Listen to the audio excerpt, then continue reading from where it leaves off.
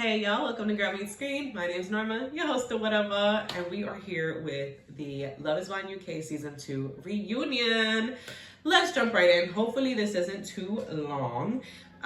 We start off with like a little cinematic entrance, everyone coming in. It's a little photo booth theme, you know, a little nod to the whole photo booth debacle.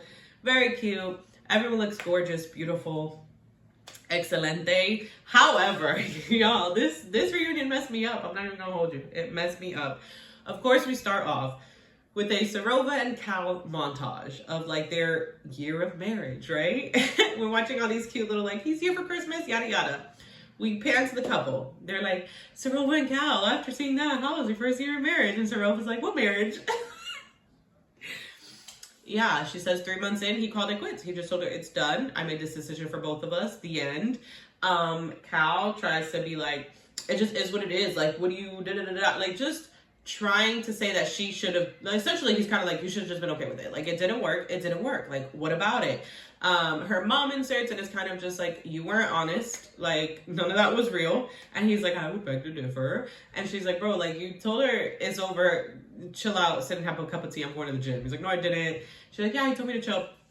It just was so much, if I'm being honest. But it was like crazy to see him so like blasé. I was flabbergasted, you guys. Watching that wedding, watching them interact, like he did not give you a moment of doubt, right? Like people were like, look at Deepti and Shake, and it's like this was nothing like that. Shake at every turn was like, I don't see it, to everyone he could, except for Deepti, of course. However, Cal did not do this. Cal was in love as far as we could see on the show. This really is going to be short and sweet because honestly, I'm just kind of like, damn, there's not much to say. He was shitty. He said, it's over, whatever. And it was over. He's like, oh, breakups aren't usually decided by both people or some shit like that. And she's like, bro, we were married. And that's the thing, like between Cal and Billy, like y'all were in a marriage. This isn't like, ooh, it was a fun relationship and we had fun and like now it's just over. Like it's just over and things happen. Like, bro, you married her. Come on. But I love that Sarova's mom was just like, Sarova, and she's like, mom, don't make me cry. We're like looking at her and she's like, she is okay.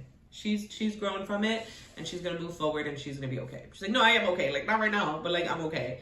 And I love that. I love that her mom kind of took that moment to be like, look at me, like you are fine and you're gonna be fine. And I love that for her. They do have Cal's brother in the crowd, and Cal's brother's basically like, if he could love her, he can't love nobody. He's just clearly not a commitment man. And Cal's like, couldn't have done it better myself. Like, he's basically like, I've learned from this that I just am not a person who does commitment. Are you slow? What are you talking about? Like, why you made me the experiment? You know what I mean? Like, what is wrong with him? Is he okay? However, we should have all listened to his brother. I was like, you know, maybe that's what his brother seen. Because you see that a lot, right? Where families are like, oh, he's such a playboy. Like, I don't know. And then it's like one of the best husbands on the show. Or like, in general, like if that is the situation, it's usually like a great husband. You know, like it's just like they grew out of that status. Now they're in a relationship. And so that's kind of what I took it at face value with the brother. So we should listen to him. Barda and Jed. With these two, I feel like we're missing a lot of context. I feel, in my opinion, to me, what I've seen, Jed seems a little bit more honest. He's kind of like, you know, we were having disagreements, we just didn't see eye to eye, and it ended. Whereas I feel like Barda, especially in the reunion, is trying to like tarnish his name to make herself look better. When, if I had to guess, it just didn't work. They both were probably like butting heads. They were different people. And it wasn't that anyone was like a bad person. It was just like, it just didn't work. Because the thing is, I've seen her on like a few different occasions, like state something that happened and be like, you know, and like, I was just kind of like, it's not that serious, like whatever. And like, she really tries to downplay things, but then be like, oh, like, because when they asked her, like, but what happened? Because we all saw, like, this amazing relationship. And she goes, yeah, literally 24 hours before, I saw a side of Jed that I'd never seen. I just didn't recognize him. But she won't tell us what it was. And so you're like, what was it? Like, did he scream at you? Was he, like, calling you a B word? Like, what could have possibly been, like, a whole other side of him? Like, and if I had to guess, based on what I've seen, this whole other side that she's talking about sounds like him shutting down and just kind of withdrawing emotion or like the energy that he was bringing to the relationship, which would make sense with what he was saying, because he was like, you know, she just like didn't take my point of view seriously. And you could see that, like you could see, because the whole debacle about him telling her, I'm gonna pay, and her being like, and then her like basically trying to pay anyways. There was an interview, like a podcast that they did, where she does say, she's like, I thought he was joking, and he's like, but he more extensively says that he specified to her, my boy will try to pay, I don't want that, like, just let me do it. And she agreed. And then there, he's like, she pulls out her card, I'm like, hey, we talked about this. My boy just like hands the waiter his card, because the waiter is like, you know, I never know what to do in these situations. And so it's clear that like she just didn't respect him. She was trying, it wasn't even about independent woman. It was like, I want to assert my dominance over you. Like, I want you to know that I run this. And to me, it's like, it's so hard, because she's saying, right, like, no, I do want someone to take care of me. I do, but like, I can take care of myself. But honestly, a woman like Barda, to me, it seems like she doesn't need like a man like Jed, where it's like more of like that, I want to take care of you. She doesn't want that. How do you know that? Because she's literally like overpowering him to be like, no, I'm doing it. Even after he's kindly asked you like, hey, just let me get it this time. And you could have gotten it every other time, but you chose a situation where he specifically asked you, please let me do this. And you did it anyways. So that's clear that it's like, I'm in control and I'm going to let you know. But that's just me. Obviously, we don't know their relationship. I'm inclined to not fully believe what Barda's saying. She mentions the thing about his ex. My opinion on the matter, I know we all have differences of opinion. My opinion on the matter is that where he was coming from was no one's supposed to know anything yet. If they see your ring, they're going to think we're married. They're going to spread it. It's going to confuse people. Kind of from that standpoint. To me, that's what it seemed like. Was he was like, that girl be talking, it's a small space, like it's going to get out. And she tried to make it seem like he was more worried about his ex than me type shit. I also don't think Barda communicated well with Jed. And I think Jed tried and got tired of it. And so when people say like neither of them did, I think he just kind of gave up on the communication piece. But I don't think she communicates well. Because like he said, he's like, oh, like you took off the ring and so then it was done. And she tries to be like, you could have spoken to me. And he's like, there was no point. Like you had already taken off the ring. And yeah, it's kind of like if you put that on, because she claimed she kept the ring on as a symbol for him that like, I'm still serious about our commitment.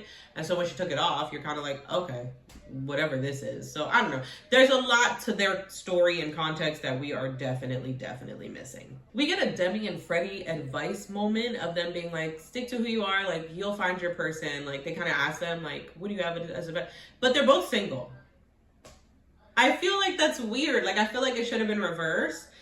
Because then we see Jasmine and Bobby and Benaya and Nicole, and they ask them, like, what have you been up to? What's going on, right? They obviously point out that Jasmine and Bobby are having a baby, and Bobby so beautifully is like, I have so much love for her, witnessing her, like, take care of our baby, bringing our baby into this world.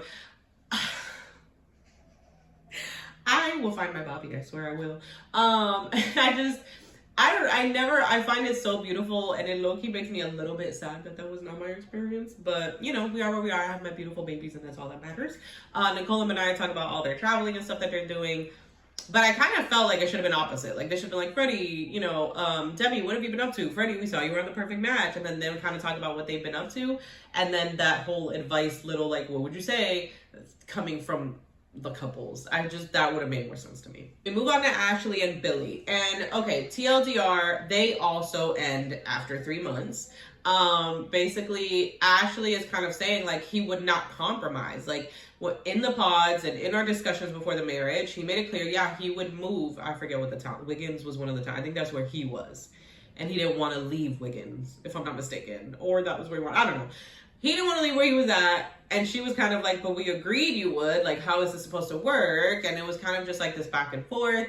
And then eventually he called it quits and was like, we just weren't making sense. It was the cabin crew thing. And it's like, you knew that already. We've already talked about you wasting her time. Like, come on, man.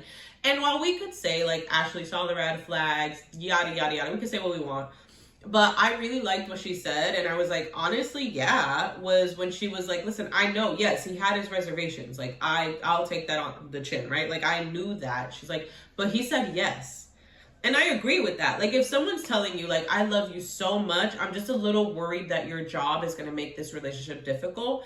You reassure them, and then they're like, okay, you know what? Yeah, we can do this. And they marry you. You're assuming, like, we're good. He's dealt with those feelings and we can move forward. So I agree. I'm on that page with her of like, I'm not going to sit here and be like, Ashley should have known, because it's like, you could say that in hindsight, but like in that situation, if someone reassures you by saying yes to marrying you, and he's been married before, like there, you know, that's all the reassurance you would need until then you're on the other side of this being like, damn. So yeah, I enjoy that she's basically like, I wish he would have been braver. I wish he would have said no. Like, I would have much rather that than what happened now. And the girls talk a little about how it kind of seems like Billy and Cal kind of teamed up to break up with them or to like end their marriages. Because they end up talking to each other and realizing that both of the guys were saying really similar things that did not make sense, right? Like, you know, there was no chemistry, or like it just, the relationship lost its spark. And both of the women were kind of just like, what are you talking, like that makes no sense, you know, like that's not, that doesn't connect. So for Sarover, she was completely blindsided, right? We saw in the montage, he went to family holidays with her. They were doing things together, like they were clearly having happiness together, and then he was suddenly like, oh, it's over. So for her, it was like, the reasonings he's given me make no sense because we've had a completely different experience than what he is claiming is the reason. And then for Ashley, while yes, they were having their issues, similarly, the reasoning he was giving did not connect to the issues they were having, or like it just didn't connect. It was like, that wouldn't be why you would break up with me. That makes no sense. Like, and so, yeah, honestly, again, these two men approached this like they were just in relationships. Ashley even mentions with Billy, she's like, it felt like after the cameras, he approached it as dating rather than like, hey, we're married now. And I agree. I think both of them in their minds were like, it's fine. We'll date. If it doesn't work, it doesn't work. When it's like, bro, you're legally marrying someone. Honestly, I pray that these two women can just get these annulled. I don't think they can, because I think it's like consummation and all that. Like, it makes it complicated. But hopefully, based on the evidence they have of how these men did them, they can do that. I don't think they deserve to have a divorce under their belt because of what these clowns did. We go to Katisha and Javin, and honestly, I'm sick of it. They go to Katisha and Javin. He's just like, no, I really like was trying to find a kind of bullshitting his way through. Katisha is still freaking blind, being like, you know, we just, yeah, like our communication was a little bit off, but he's like a great guy, and like I could see that. I just wish he'd opened up to me more. Like, girl, stand up. Stand up. The Sophie thing gets brought up. He's like, they show footage of what we saw, which what I stand by. He did worse. What Meg thought is true. He did worse, because if that, what we saw on screen is mild, imagine what they were doing when no one was watching. They do go into the photo booth. It is clarified that there is no curtain, but before they go to show the picture of the photo booth without the curtain, Kieran's like, hey, listen, I was the one who said there was a curtain. Like, I said it, only me, right? He's like clarifying, like, Megan and nobody else was claiming there was a curtain. I said that.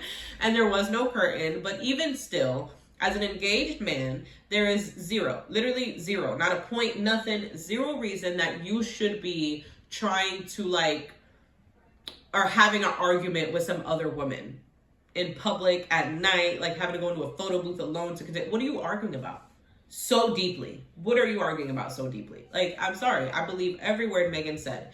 Javin, like I said before, played semantics and was like, it wasn't all night. There wasn't a curtain. See, if these lies are in there, then the rest is a lie. It's like, I hate that. And I hate that no one called it out. I wish one of the hosts or somebody else would have been like, that's semantics. Like, curtains all night. You were talking to these women. You were flirting with these women. We see it.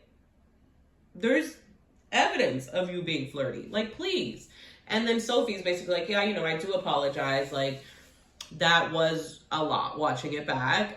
She does say like, but there was no intention of anything there. We were arguing, and Katisha's kind of like, girl, but like, that was not you weren't dating. So what was that? And then she kind of backtracks. So she's like, you know what, Sophie, I'm sorry. You didn't owe me anything. Javin did. So like, I apologize for that. I did get a little heavy.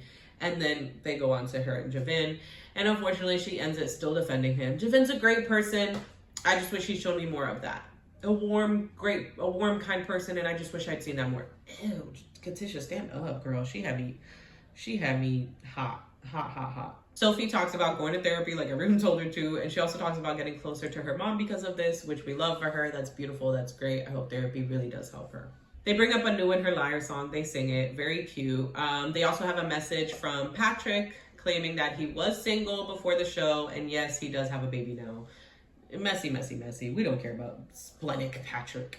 And lastly, Megan and Kieran, they're still together. Their montage was gorgeous. I loved watching them talk about each other and about their relationship. They're so in love and it's just beautiful.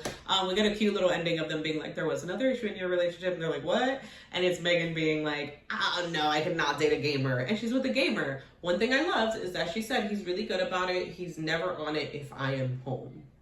Period. That's it. It's that simple. You can love playing video games all you want. It should not ever take priority to me. Period. Anywho, that's all we have for the reunion. One happy couple and a whole lot of mess. Like the video if you enjoyed. Comment down below. What did you think? Did you see this coming? Subscribe for more content like this and I will catch you in the next one. Bye.